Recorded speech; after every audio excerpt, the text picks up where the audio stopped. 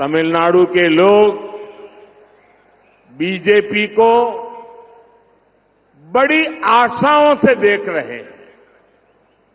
लोग देख रहे हैं कि कैसे बीजेपी ने देश में संवेदनशीलता और सामाजिक न्याय की सकारात्मक राजनीति को आगे बढ़ाया है। तमिलनाडु का ये असीम प्रेम, ये विश्वास हमारे लिए एक बहुत बड़ी जिम्मेदारी है और बीजेपी इस जिम्मेदारी को पूरा करने में आपके विश्वास पर खरा उतरने कोई भी कमी नहीं छोड़ेगी। ये भरोसा मैं आपको देने के लिए आज आपकी धरती पर आया हूं। ये मोदी की गारंटी है। नंबरಗಳೇ ಇದು मोदी गारंटी और साथ ही हम उन चुनिंदा देशों में से एक है जो रिन्यूएबल एनर्जी के प्रति पूरी प्रतिबद्धता से काम कर रहे हैं। जब रिन्यूएबल एनर्जी की बात होती है तो तमिलनाडु इसकी संभावनाओं से भरा हुआ है। देश इस नई सोच के साथ काम कर रहा है और इसका बड़ा लाभ तमिलनाडु को मिल रहा है। नंबरಗಳೇ एक और बदलाव है जिसे आज तमिलनाडु के भाई बहन देश के बाहर भी महसूस कर रहे हैं।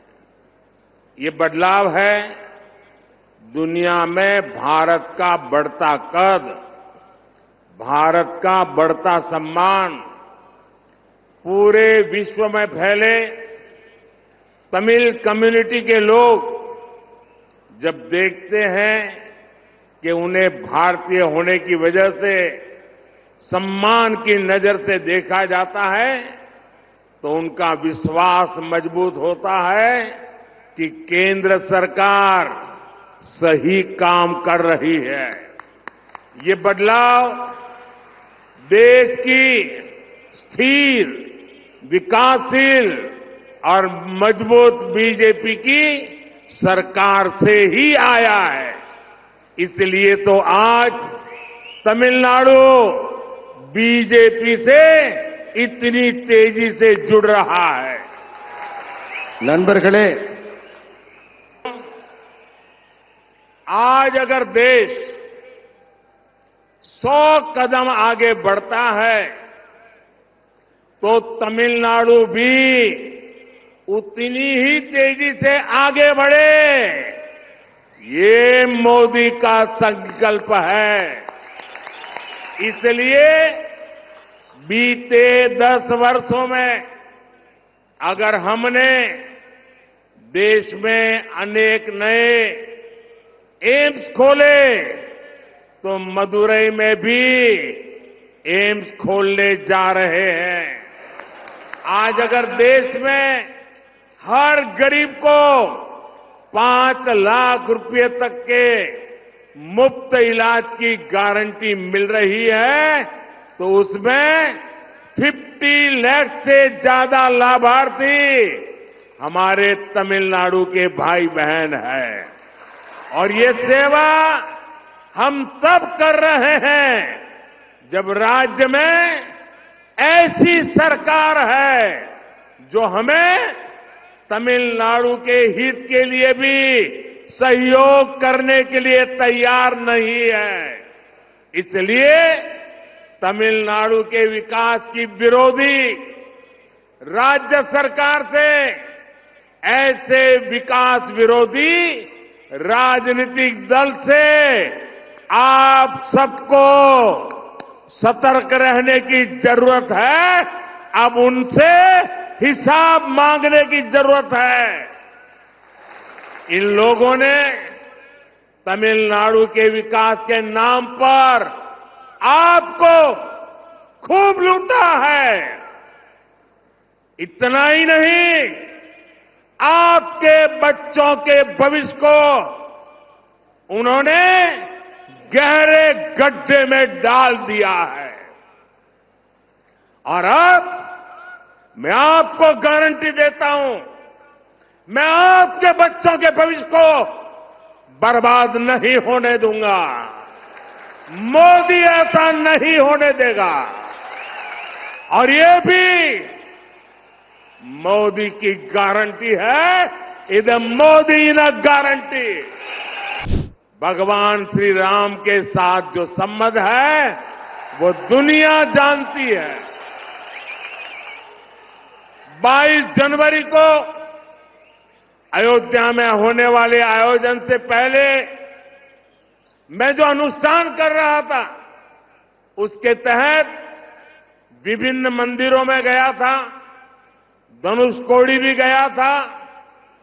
सदियों के इंतजार के बाद अयोध्या में प्रभु राम का राम मंदिर के निर्माण से पूरा देश खुश है।